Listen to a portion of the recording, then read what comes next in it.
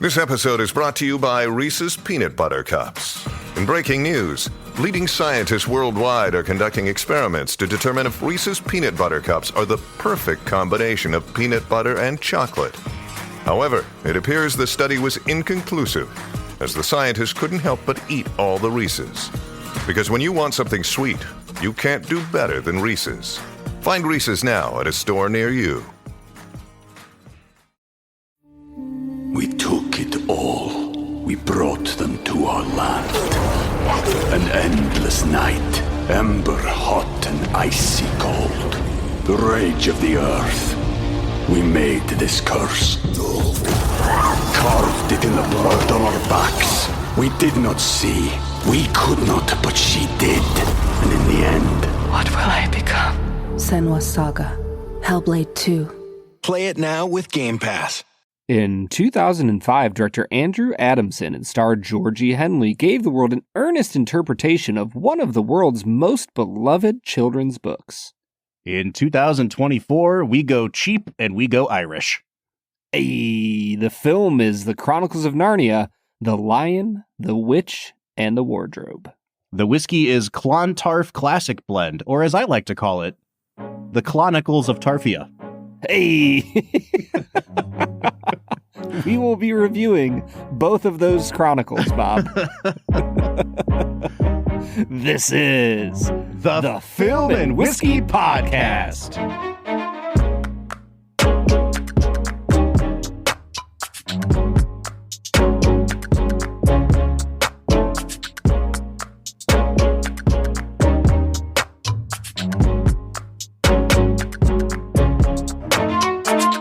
Welcome to the Film and Whiskey Podcast, where each week we review a classic movie and a glass of whiskey.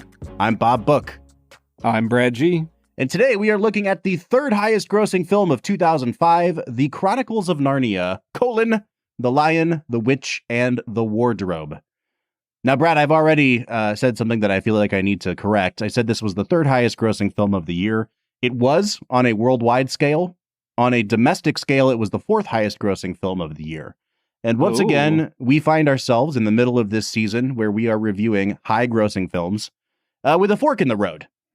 We have reviewed the top two grossing films of this year, which were Star Wars Episode 3 and... what was the other one? Who cares, because Star Wars Episode 3, what a movie, man. Goblet of Fire. Harry Potter and the Goblet of Fire. Oh, yeah. And yeah. 3 and 4 were either Steven Spielberg's War of the Worlds or The Chronicles of Narnia. Which now, I want to watch War of the Worlds at some point. It is a fantastic movie until like the last 5 minutes. And even then, it's still a really good movie. I have a sneaking suspicion we'll probably watch it someday. We just like Spielberg. So I'm assuming that we're going to continue watching Spielberg stuff the farther we get into this podcast. You know, speaking of Tom Cruise, first thing, we hadn't spoken of Tom Cruise, but go ahead. Literally yesterday, Bob, I was running an event for my work, and we had a participant from Singapore, and she told me that I looked like Tom Cruise. Wow.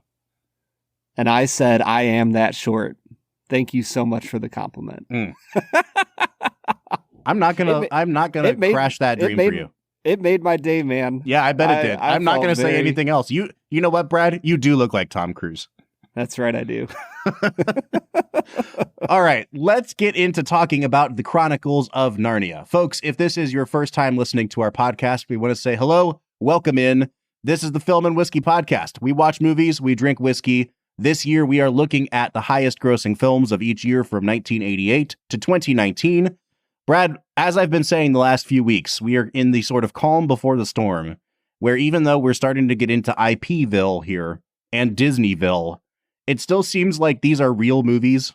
You know what I mean? Like, This seemed like a big deal of a movie when it came out, at least for Disney. Chronicles was huge when it came out. I remember it, like, really doing... It really made big waves, partially, like, in the Christian world, because it's a Christian IP that was taken seriously, but also in the general populace, it seemed like people really liked this movie. Yeah, especially people of a certain age. I think it did have the specter of Disney hanging over it. And it was, I think when people looked at it less generously, it was always looked at as kind of, this is Disney's knockoff of Lord of the Rings. And it is both not as good as Lord of the Rings and also has to be PG. And so it can't be as good as Lord of the Rings. Yep. And I think that was always kind of hindering it a little bit. But at the end of the day, this is an adaptation of a children's book. And you can argue that Lord of the Rings is. I wouldn't say that about Lord of the Rings, but no, The Hobbit is a adaptation of a children's exactly. Book. And I will say, I think this is better than the adaptations of The Hobbit in a number of ways. You're daggone right it is, Bob.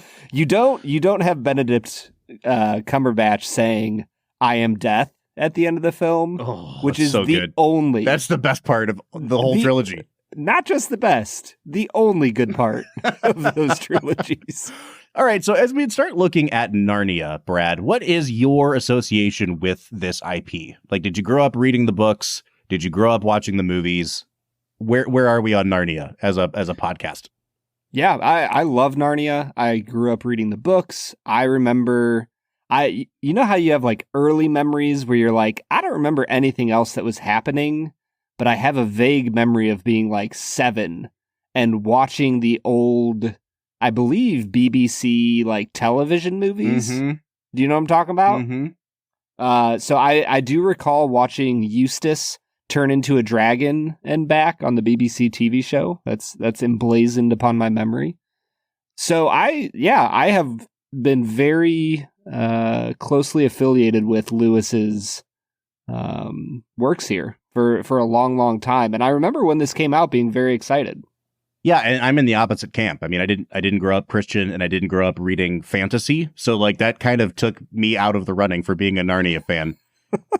And so, after I became a Christian later in life and went to college and studied theology, C.S. Lewis's books, non-Narnia books, were always recommended to me. And I love Lewis. Mere Christianity is one of my favorite books of all time. Dude, The Great Divorce. Dude, I love The Great Divorce so much. It's so good.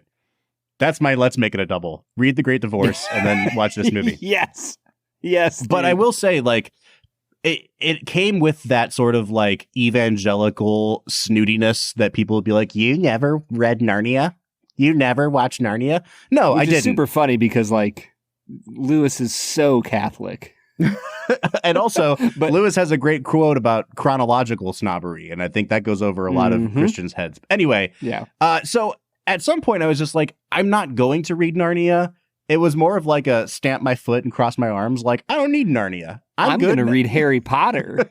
I don't need Narnia. I was already past the target age and I was reading Lewis's stuff for adults and loving it. And people were like, well, you don't know about Aslan. I'm like, who the hell cares? You know what I mean? Like, mind your business. So my association with Narnia was way different. And I think, honestly, this movie was probably my first exposure to the world of Narnia at all. And so it's a really interesting place to start because being familiar with the books now, it is both a pretty faithful adaptation of the book and also kind of a lackluster adaptation of the book in a lot of ways. And I'm excited to dive into talking to you about it, Brad, because Lord of the Rings, this is not. But I do think that it is a pretty good movie on its own merits and not just a pretty good Lord of the Rings knockoff. Yeah, 100%. As I was watching this film, you feel the Lord of the Rings influence, like pushing this movie forward. Mm-hmm. And yet this movie remains too silly to ever like dive into the depths that Lord of the Rings has created. For sure. And the beautiful thing is it should be silly. Like you're following a group of 4 children who become knights in a matter of a day. Yep. And they're all of a sudden they're kingly because Aslan says that they're kingly. Like there's so much more going on here than just what you see on the screen. Mm-hmm. And that makes it is what it is. Right. And I think when you look at what it's trying to do, I think it does a relatively good job. Yeah, I'm kind of in that place too. And it is okay to watch a movie that is pretty good. And honestly, Brad, it's kind of freeing for this podcast because when we watch movies that have reputations of being great, then it's like, oh my gosh, we have the weight of critical consensus on our side here or working against us. And now it's like, we're just watching a movie that's pretty good. It's got a 6.9 on IMDb. And we get Which to talk about I think it's a little low. A little low, but like not terribly low. I was surprised to see it under 7. Yeah. I would have thought it was like a 7.2, 7.3. All right, man. Let's get into our first segment of the day, which we call Brad Explains. Brad's gonna give us the movie plot with only 60 seconds ticking on the clock. So let's go ahead and hear your take with this little segment that we call Brad Explains. Brad Explains is the part of the podcast where Brad breaks down the plot of the movie that he has just seen, often for the first time. I have not asked you this yet, Brad. How many times have you seen this movie? This is probably in, one of my highest watched films, about 3-4 times. This is time number 2 for me. I saw this in the theater in 2005. I have not seen it since. So it was kind of cool to revisit because I remember like vague things about it. I remember certain images, or I thought I did. And it was really nice to revisit it after almost 2 decades and get a better picture of what the movie actually is versus what I've made it out to be, which is just a knockoff of Lord of the Rings. Honestly, that's kind of how I felt last week with Passion. Mm-hmm. Where I'm like, yeah, I like vaguely remember watching that. Like, I think twice, like right when it came out. And then I hadn't seen it in 20 years and was like, yeah, I kind of remember some, weird old baby stuff, but I don't know. I cried a lot. Can I tell you a quick story about the Passion of the Christ? So in my town growing up, there was the multiplex movie theater, and then there was a theater across town that only had one screen. It was like a big old movie theater, and they would get second run movies. And I had seen The Passion with a church group when it first came out at the multiplex, and then like 3 months later, it was playing at the other theater. And one of my friends had said, like, I really want to see The Passion, but I haven't had a chance.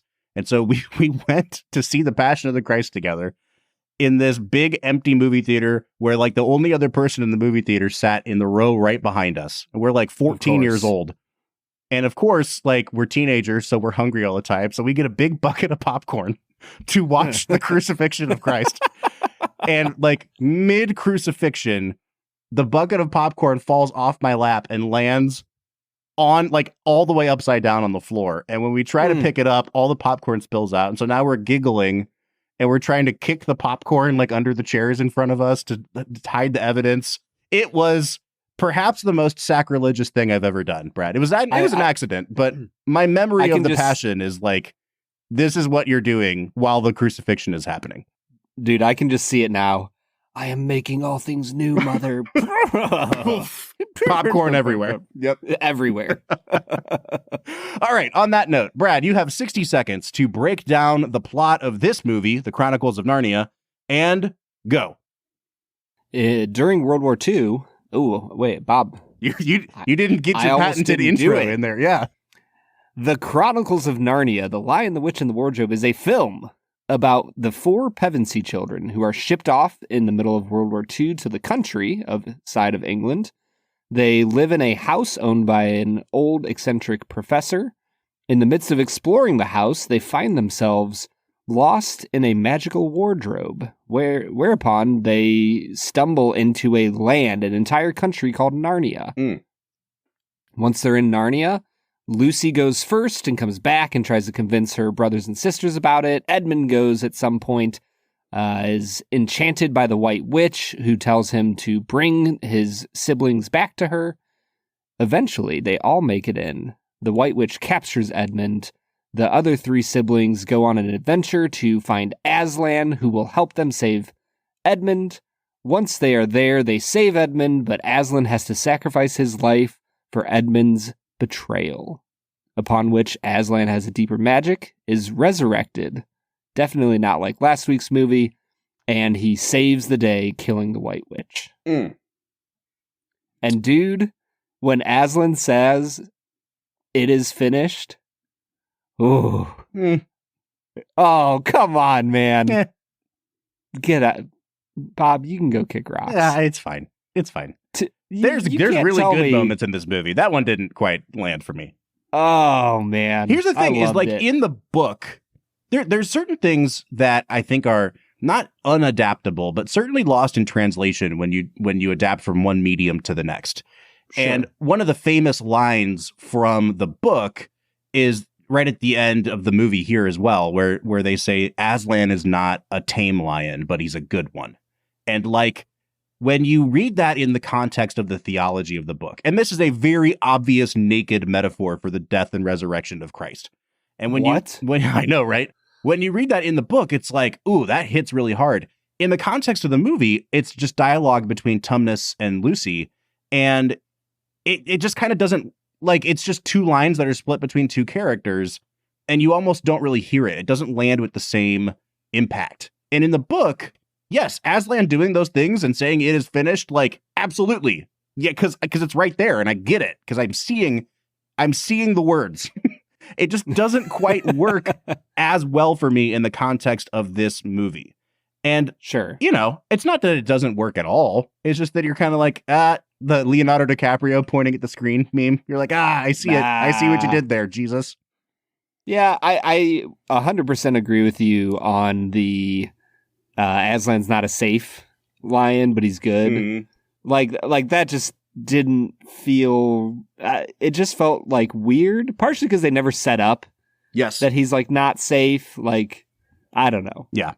It feels like that line would have been better if it was, and I think in the book it's when Beaver is describing Aslan to them. Mm-hmm. And that would make a lot more sense than like as he's leaving the scene, like, oh yeah, he's not safe, but he's good. It's like, well, we already knew that he was good.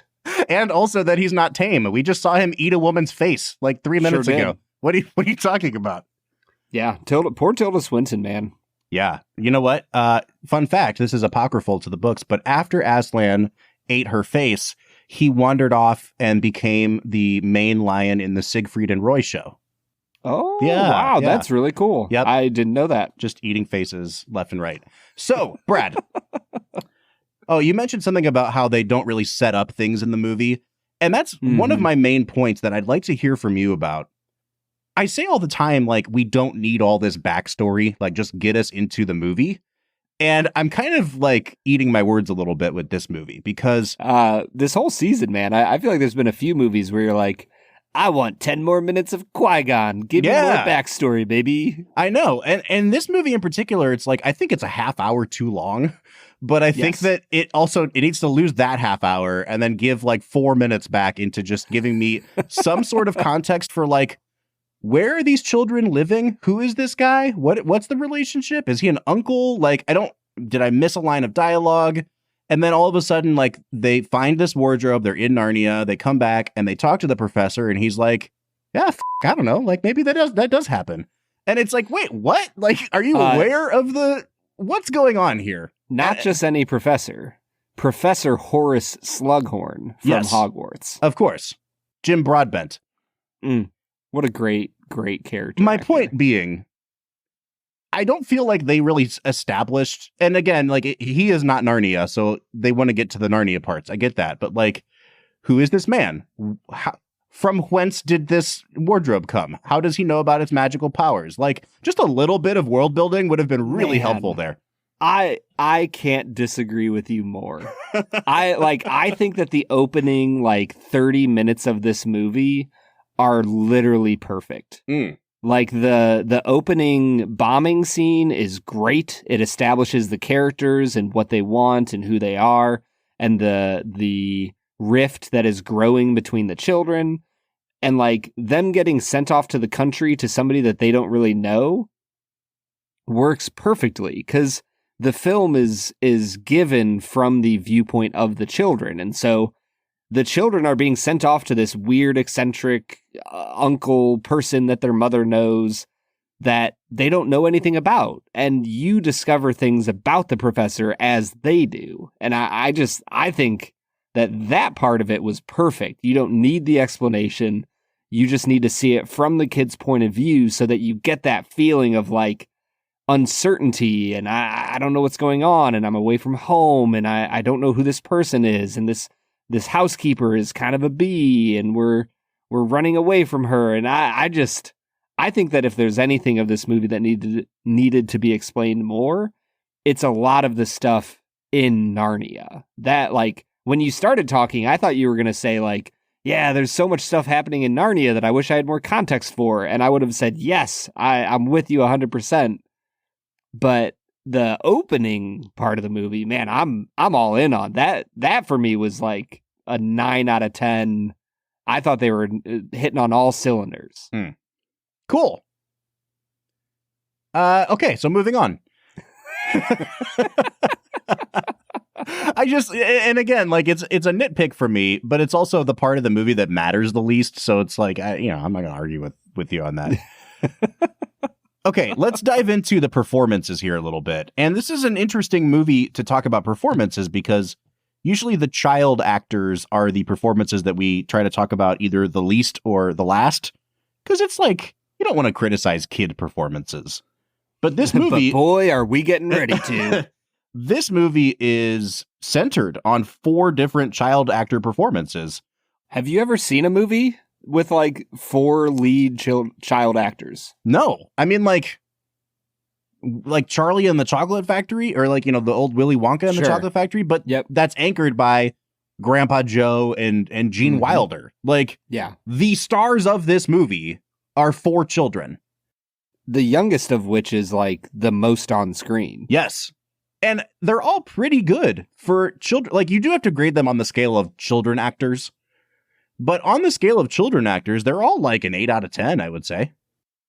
Yeah, that was the main thing I wanted to take note of. I think that if I had to rank them in terms of like who I think is best, I would probably go Lucy. Edmund and Susan are kind of both interchangeable in the middle for me. And I think that the oldest boy, Peter, I don't have the actor's name pulled up. William Moseley. William Moseley. I think he's the least. There's moments where I'm like, oh, he's a solid 8.5 out of 10 B actor. But there's also a few where I'm like, you don't really have any emotion going on in your face. What's going on, dude? Yeah, and there's also a few moments where they ask the kids to have an outpouring of emotion, and you can kind of see them straining for, my body needs to produce tears right now. So like, and those kind of moments really do take a viewer out of the actual movie. At least they did for me. And like when Aslan dies, spoiler alert, when Aslan dies, and we get them kind of weeping on his body.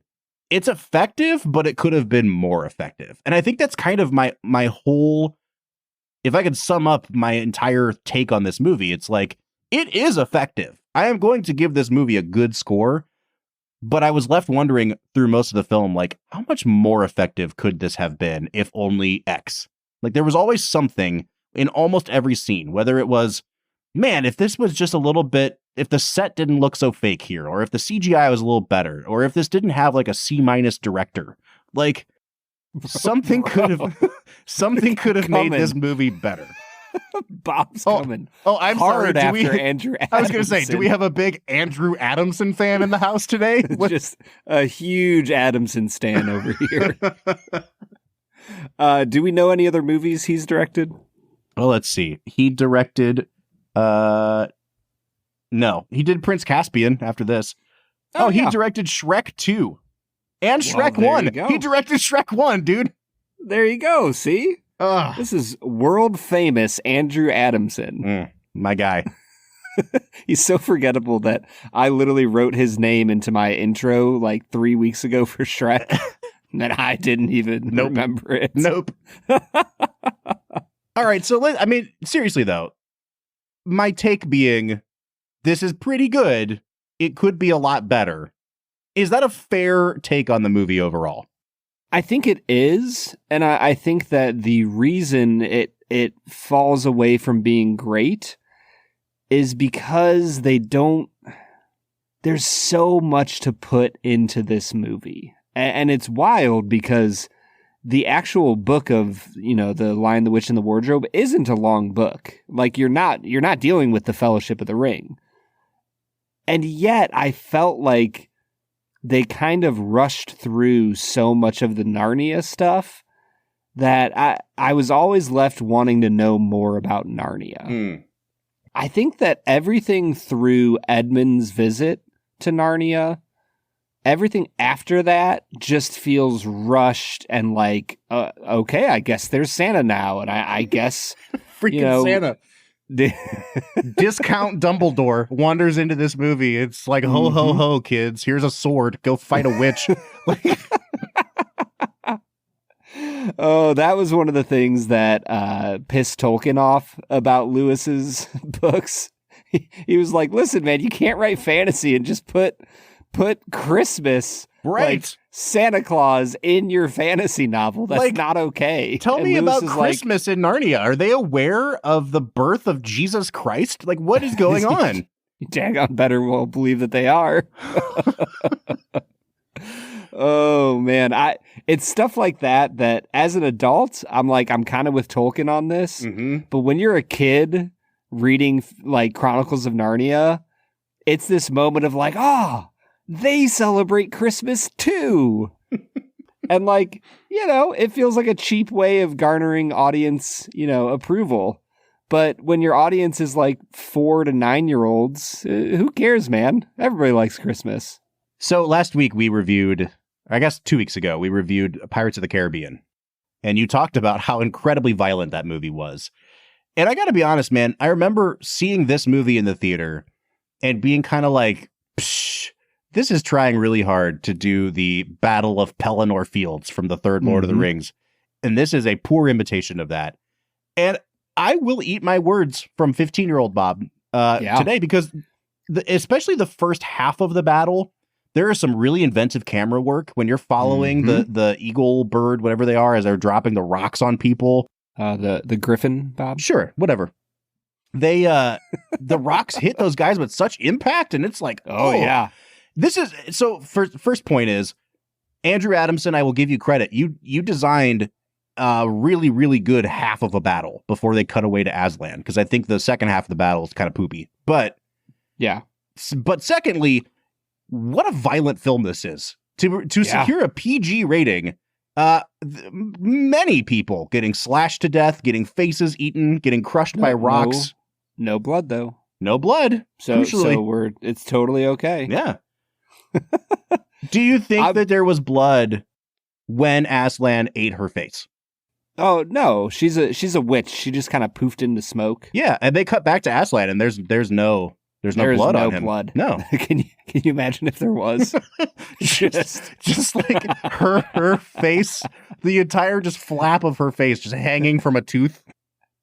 It's like in Return of the Jedi, like he's like throwing her arm up in the air and like gobbling it down like he's the Rancor. Yes. Just burps some of her dreadlocks out. Oh man, that would be incredible. Bob, I'm with you 100% on this battle. I think especially the first half is killer. I like the second half. I think the fight between Peter and the White Witch is pretty well done. Not great. For me, there's something about seeing like a traditional knight that I realized, I was like, I don't know if I've ever seen in a movie a truly traditional knight who's like the main character fighting with like old school, like chainmail and plate armor and a shield and a sword. And there was something about that I really enjoyed that at the end of the fight scene. But dude, the opening part of the fight scene, I also don't know if I've ever seen such a cool geography laid out. Like they're fighting in this like hilly, like almost like a Scottish Highland crags. And you see the armies like pouring through it like water. And I'm like, yeah, most fight scenes that you ever see, Battle of Pelennor Fields, all these famous things, they're either set around like a fortification, like Helm's Deep, or they're just in a giant open empty space. Mm-hmm. And I thought the choice of geography was incredible for the final battle. I agree. And one of the things that has really bothered me about this movie upon this rewatch, it had a $180 million budget. It was a huge budget for a movie like this. And it's really clear that they put a lot of that money into the CGI, and they put a lot of the money into the special effects in the battle scene. And I think that especially in the first part of that battle scene, you get these huge sprawling kind of vistas. There's a lot of aerial shots where the camera is literally moving overhead. It's really well done. And you can see how much effort they put into the coverage and the filming of that sequence.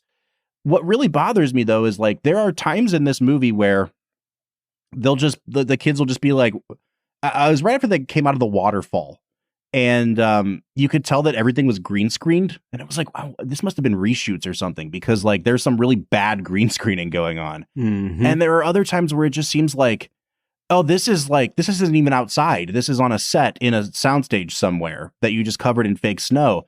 And there are moments where the sets just look really chintzy in this movie, and it kind of pulls me out of the movie.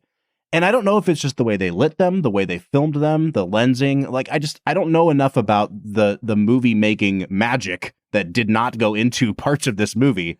But like, you know, I have to imagine Lord of the Rings was the same. Everything there was built on sound stages. And yet the way that they shoot those scenes, I think about like Rivendell. And it's dude. Oh my gosh, like there's so much detail here in Minas Tirith and the kind of grime that lives on the white stone of Minas Tirith. It's like everything feels lived in, everything feels real, but it still feels massive and regal. And Narnia kind of feels like it exists in like a 3 square mile radius. And they're like, yeah, we got to get over that hill there. And that's like the end of Narnia. And so like you never feel like you're in this great big world. And I think it's because of the limitations of the filmmaking. And that's what really sucked is I wanted this to be a world I was curious about, but it felt like it was like a small village that I was getting curious about. I think for me, the reason that all kind of comes about is with Lord of the Rings, you have this deep sense of adult adventure, like end of the world type of stuff. I think with Chronicles of Narnia, because the main characters are 4 children, like, as the viewer, you just feel like the stakes are lower. Like, I don't know how else to describe it other than to say everything in the world feels a little more like a fairy tale than a fantasy. You know what I mean? Like, Lord of the Rings is a fantasy adventure, even though Tolkien, like, meant it as a fairy tale. And Lewis's feels like a fairy tale. Like, it feels like a place that Tinkerbell would live in. Yes. So much more so than like the grounded, gritty, real world built in Lord of the Rings. Well, and I think part of that is like Lord of the Rings has a very focused narrative of like this and then this, but this, so this, and like everything that we've ever talked about with how to construct a compelling narrative. Whereas I think fairy tale is the perfect phrase for this, Brad, because like other fairy tales, even like Grimm Brothers fairy tales, it's not so much about what happens in the fairy tale as it is about the moral that they're trying to teach. And the moral here is the gospel. So the actual motivations for the characters sometimes feel a little muddy or non-existent. And they're told that there's a prophecy and that they're going to be kings and queens. So let's go do this stuff. And then their brother gets kidnapped and they're like, okay, well, now we have to rescue our brother. But it still feels like there are thinner character motivations here than there are throughout the Lord of the Rings. And it's because this is a fairy tale and Lord of the Rings is not. I think you really hit the nail on the head here. Yeah, and that is a key thing that I feel like is underdeveloped is this is a prophecy, and so, you know, this is what's happening. Dude, all you have to do is have a recall. So, like, they're in Beaver's hut, talking to Mr. and Mrs. Beaver, and they're explaining the prophecy. And have you seen the clip of the Great British Baking Show where the woman brings up a cake that is a cartoon beaver? Oh, yeah. And the lady goes, "Let's talk about your beaver." Listen, I watched this whole movie without chuckling, but when you said they're in Beaver's hut, it's like, what a euphemism. I'm sorry. Please finish your point while I continue being juvenile. I'm trying to set the stage here, Bob. All you have to do is have Mr. Beaver tell the 4 children, like, the prophecy, like line by line, like a poem. Read the prophecy. It's like, 6 lines long. Doesn't take that long. And have the music that Mr. Tumnus plays on his little flute to put Lucy to sleep, have that playing like really softly in the background, and boom, you have an epic scene with an epic prophecy, and now all of the children, right, because the movie is filmed from the children's perspective, now we, the audience and the children, have received the prophecy and it's been placed upon us, and we feel the mysticism, and there's cool music playing in the background. And I'm like, oh, that's all you had to do. And now you have the prophecy and you have your motivation.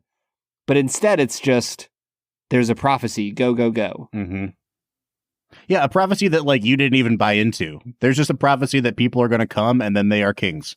And you seem like those people, so go ahead. They're going to come and then they're kings.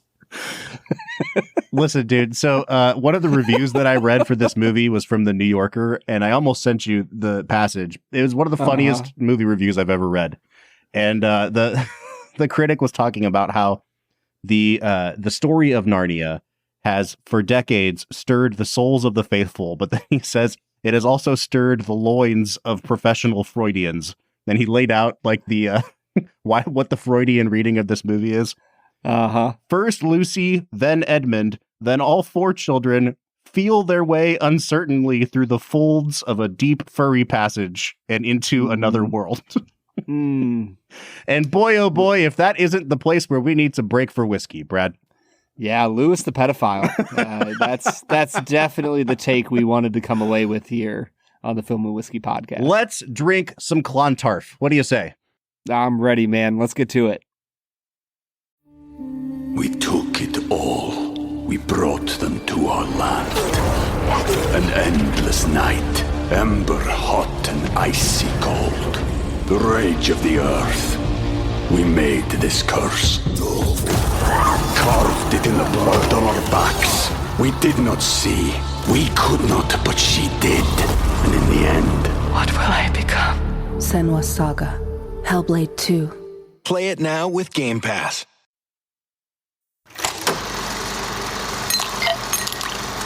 All right, so today we are checking out Clontarf 1014 Classic Blend Irish Whiskey. Brad, this is a cheap Irish whiskey, one that I've heard is good as a mixer, and I picked it up on the OHLQ Ohio Liquor last call shelf because they stopped carrying this size of it or this bottle or something. It cost me like $11. And I said, boy, oh boy, is that a Film and Whiskey selection right there. Heck yeah, dude. So this is made by Pernod Ricard. They have a subsidiary called Irish Distillers, and they are the ones who create this brand. It's not attached to any particular distillery because it is a blended Irish whiskey. Apparently, in Ireland, there are other things that are released under the Clontarf brand, like a single malt. But in the States, we only get this. And so I am very excited to dive into this, Brad. It's been a while since we've had a cheapo whiskey, and it's been a minute since we've had an Irish whiskey. So, like, we're just crossing things off the list here. Well, and this is perfect to pair with, as the author of the famed Chronicles of Narnia is Irish. And probably a fan of cheap whiskey. I don't know, man. I could see Lewis and Tolkien putting down some really expensive scotch. But also having debates with just a giant glass of Clontarf in hand. Oh, yeah, dude. 100%. All right, man, let's dive in. I'm drinking this live. You are drinking it in the past, apparently. I think you have notes to bring here. So, yeah, hold on. Let me get in my time machine and go back to when I was drinking it. Brad, what are you picking up on the nose of Clontarf? This is a relatively pleasant nose. I think that it's got some floral notes. It has some like really nice light milk chocolatey things going on. There's some honeysuckle. It's overall a really pleasant, light, unoffensive nose. If I had to give a negative note, it feels young, and that's what you'd expect here. I think it's decent. I'll give it a 6.5, Bob. Brad, I really like this nose for what it is. It is very light, very airy. If you look at the color of it in the glass, it is not a very dark whiskey.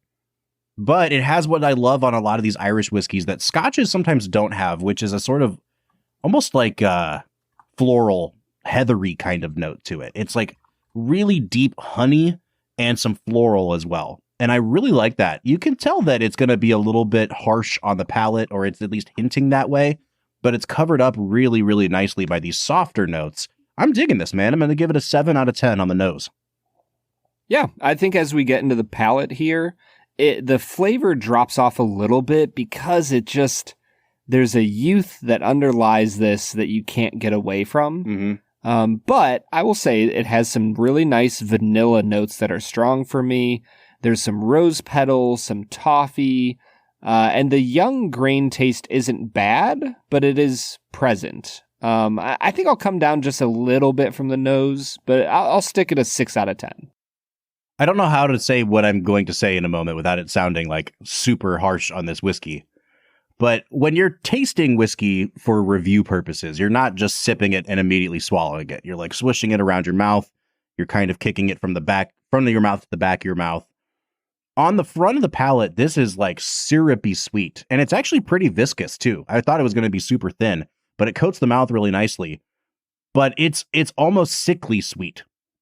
And when I went to kick it to the back of my mouth, it just hit this one small part of my tongue that I got like a really weird note on. And it almost made me gag for a second. Not because it was like it tasted so bad, but because I think it tipped something off in my brain that it was going to go to bad places. And so I was like, huh! And then it didn't. Like it became a very sort of smoky, almost ashy, sort of bitter taste on the back of my tongue. But what I'm left with is this sense that they're trying to cover up some of the harsher edges with a really sickly sweet flavor. Now, they obviously they're not adding anything to this. They're not doing that. But you can tell that this is not a really high quality whiskey, and B, a very well aged whiskey, because those harsh edges are still there. And it just kind of tastes like they dumped sugar on top of a pretty rough whiskey. It's not unpleasant, but I think my palate was trying to tip me off to something here, Brad. I'm going to give it a 6 out of 10 on the flavor. And I probably sounded harsher than I meant to be, but at the end of the day, like, this is a $18 bottle of whiskey for a reason. Yeah. Yeah, 100%, man. I think that the finish is fine. It's light and floral. I give it a 6.5 on the finish. I think balance-wise, I'll give it a 7.5. I don't think that there is anything wrong with this whiskey. I think that the negative notes are consistent throughout. The positive notes are consistent throughout. And so because of that, I'm not going to give it anything super high, but a 7.5 on the balance. And Bob, for $18, like, this is a really solid value. I'm going to give it a 7.5 out of 10 here. All right. So just to recap, I'm going to give mine. I'm going to go back to where you started. Finish, I'm going to give a 6.5 like you. Balance, I'll give a 7.5 like you. And what'd you give on value? 7.5. Yeah, I mean, I think that this is about as good as you can find for $18. It's also like not a great whiskey. I'm not mad at it because it's $18, but there's an almost like Splenda sweetness to this on the back part of the palate. And it's kind of hanging with me. I don't know if it would make a great mixer. I think it's a little bit too light to really stand up in a cocktail. You know, if you want to use this for Irish coffee or something, like, go for it. But it's a nice little sipper when you have already had the good stuff. It's like Jesus at the wedding at Cana. You know what I mean? Like, drink your good whiskey and then bust out the Clontarf. I'll give it a 7.5 as well, Brad. And that's taking me to a 34.5 out of 50. Yeah, I am at a 34 out of 50, Bob. I think this is a solid Irish whiskey at a bargain price.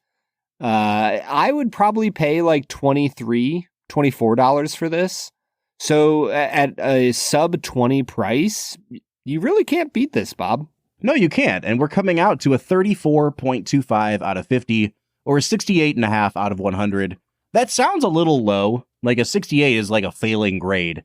I actually think this is significantly better than that, but like, at the end of the day, it's pretty much a 6 whiskey across the board at a really good price point.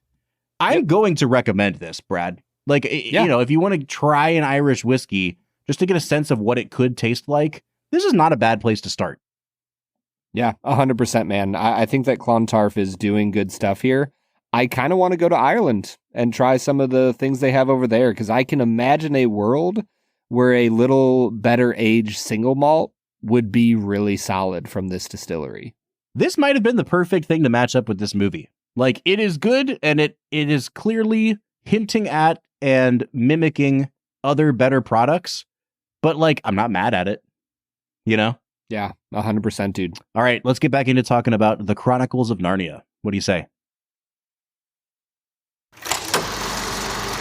All right, everybody. That was Clontarf something, something, something, a whiskey that we really liked for what it was. Yeah, and it was something, something, something. Yeah. What was it actually called? Clontarf Classic Blend.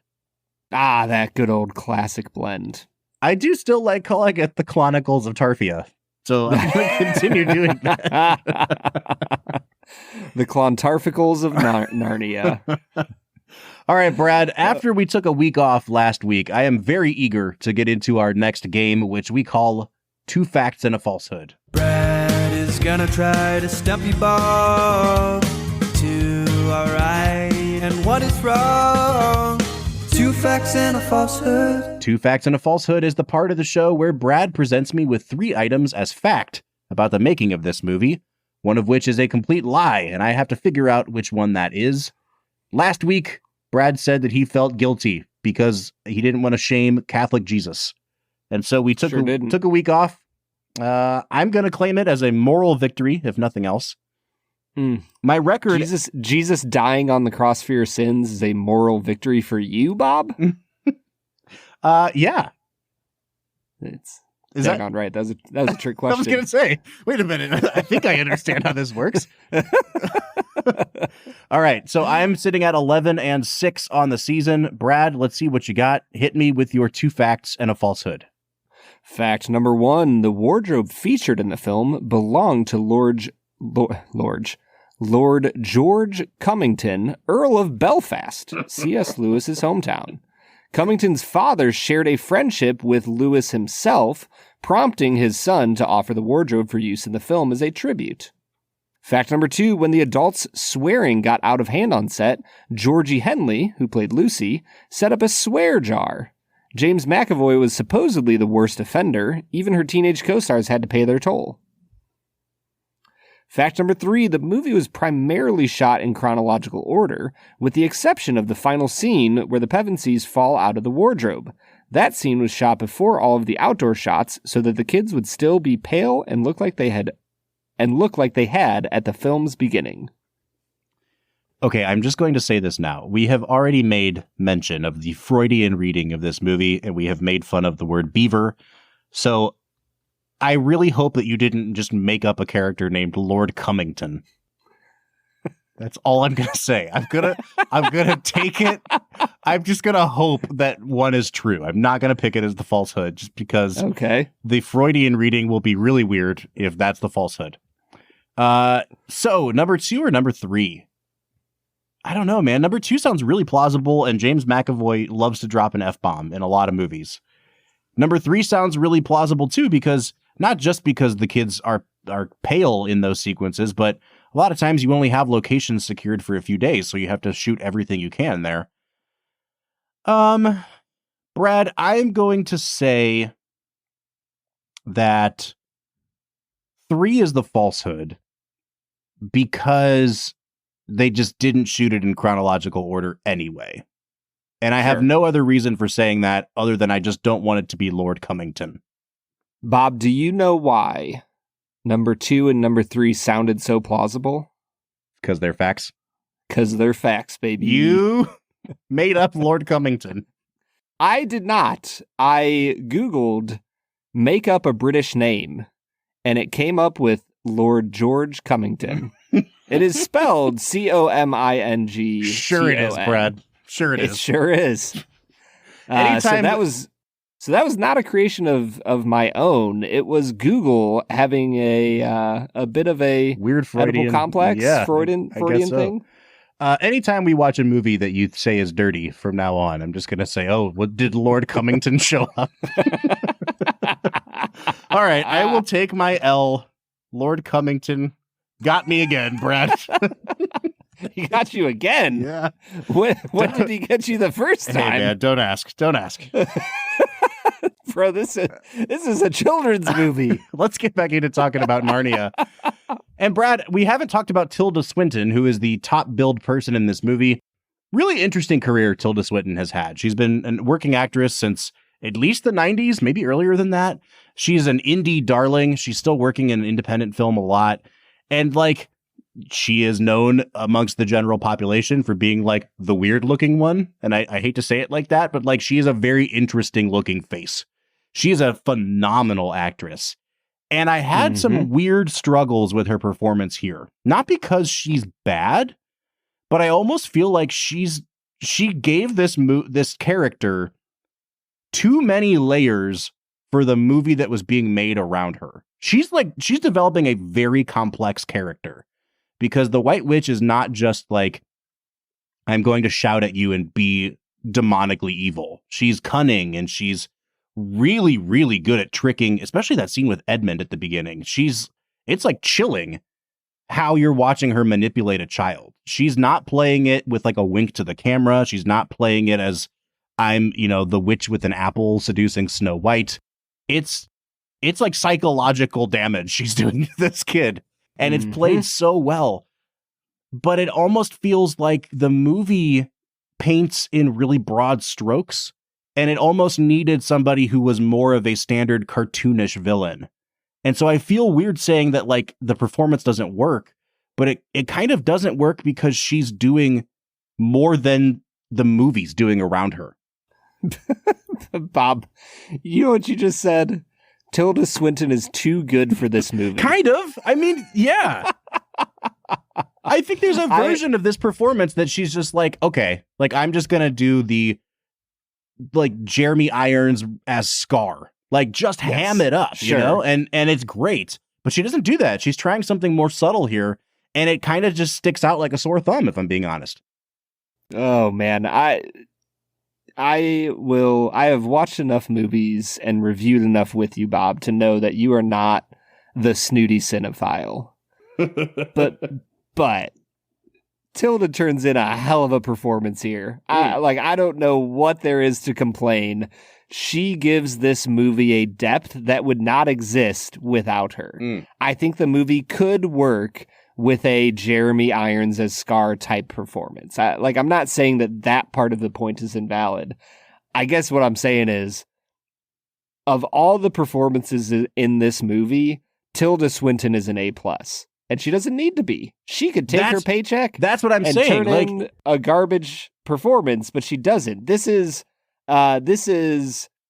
Michael Caine with a bunch of freaking Muppets around him, and it makes the movie better. And I am all in on Tilda Swinton here. That's a great analogy, dude. Because I agree with the analogy. I don't agree that it makes the movie better. But it's not her fault. So I'm not complaining about her. But it's like she is adding layers and layers of depth to a character that would be right at home in Lord of the Rings and doesn't feel at home in this movie. And it's almost like, I don't know, I just felt like I was having the world of Narnia opened up to me every time I looked at her. I was like, what is this? I feel wonderment at this character. And then every other character is just like, oi, I'm a beaver. Do you know what I mean? Like there's no other subtle things happening in the whole movie. Oi, I'm a beaver. That's my whole personality. Oh man. Although Ray Winstone voicing that beaver. Oh, primo. He's incredible. It's so good. It's so good, man. When you see him running around with armor on, you're like, yeah, why not? Of course he's a warrior. Dude, the little back and forth jibes or digs that Mr. and Mrs. Beaver take at each other are incredible. And they're all somehow related to her cooking, Yeah, yes.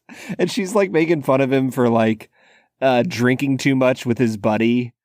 Those are the moments that work in this movie. Like when we get away from the here's a quest, there's a prophecy, go.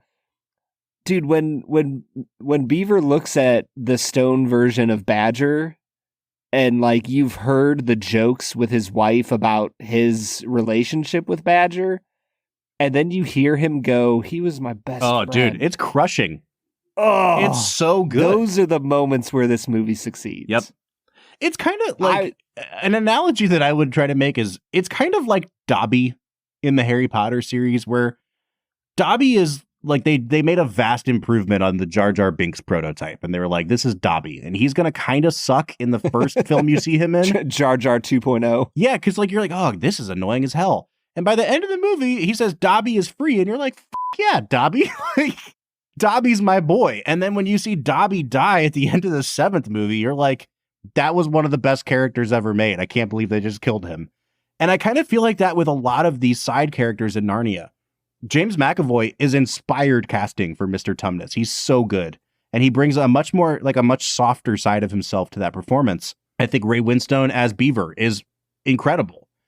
And I wish that there was that much care and attention and color given to the human characters in this movie, because the Pevensey children, while they are like the audience surrogate, they're also the blandest characters, I would say, in the whole film. Yeah. Yeah, they kind of are just a little bit. And I think that that's okay. The film doesn't necessarily need them to like shine crazily bright, but I don't know, man. We're back to the Tilda Swinton thing. Like, sure, it'd be better if everyone turned in an A+ performance. It would be better. This band of 4 merry hobbits that we have in these 4 children needed a Merry and Pippin. And they also needed a Frodo and Sam, and they didn't have any of those. Like, there's not fun characters represented in the 4, and there's also not like the 2 characters you love the way there are Frodo and Sam. And I think they want it to be either Lucy and what's the sister's name? Susan, or Lucy and Peter, but you don't really catch the bond between any of them that way. And so that like you already don't have as much of an emotional connection with these kids. And then, Brad, if I can make perhaps my most controversial statement in an episode where we've talked about Lord Cummington, I have never wanted to watch a child die on screen more than Edmund. That kid sucked so much. And I understand how the gospel works. I know that Aslan Jesus especially dies for Edmund, specifically because he is the worst among us. And it is a metaphor. I get that. I do not care. I like Aslan forgives, Bob Book does not. That kid sucks. Have you seen the Voyage of the Dawn Treader? I have not. No. Oh, dude, you don't even know what you're in for. Oh, does Edmund get drawn and quartered? Because no. So their cousin Eustace goes into Narnia with Edmund and Lucy. Mm-hmm. And Eustace is like Edmund on steroids. He sucks so hard. He is so much worse than Edmund. And I'm with you 100%. Edmund is the worst in this movie. He has the most punchable face of any 11-year-old I've ever seen. He is like in this. I wish I could have thought about my Mount Rushmore of kids like this, but he has the kind of face that reminds me of Alfalfa from the Little Rascals, where it's like every time you see that kid come on screen, you're like, this fucking kid. Like you just hate him and you want to punch him. And he kind of looks like Alfalfa. And I don't know if you remember, but when the kid that played Alfalfa back in the 30s grew up, he was in It's a Wonderful Life for a hot second.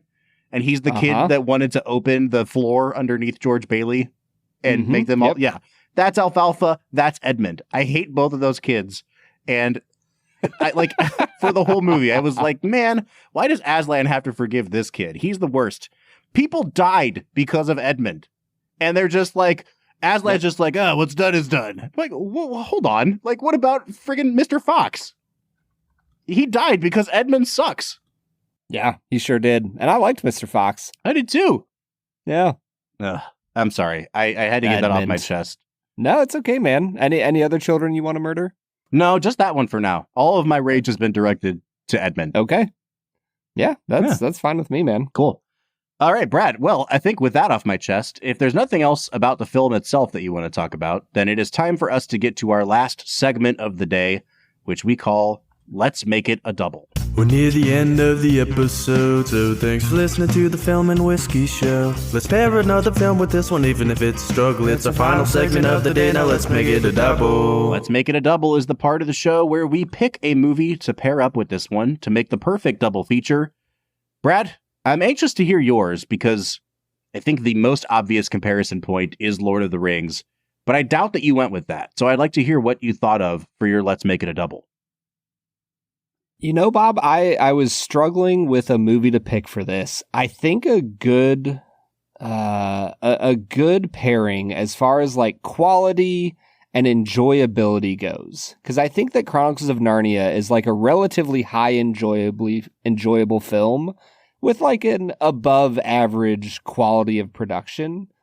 I'm going to pair it with Stardust from 2007. I feel like there was 100 movies like this in the mid 2000s. There was another movie called Zathura that was kind of like I didn't the Golden see Compass. Yes, I didn't see any of them, and they're all the same movie in my like. I've just jumbled all their posters together. So tell me about Stardust. What's that movie? There is a young man who sees this beautiful girl, falls in love with her, follows her to like the edge of town. And it's almost like a magical version of, it's like The Village or something. Is that the Shyamalan movie? Mm-hmm. Where there's like at the edge of the woods, there's others living out there. It's kind of like that. Okay. Where she disappears across this magical veil. And he's trying to find her, and he goes on this adventure to cross the magical veil and save her from this evil witch. And it's just kind of a generic, fun action adventure movie that, you know, it's nothing great. I think it has like a 7.5, 7.6 on IMDb.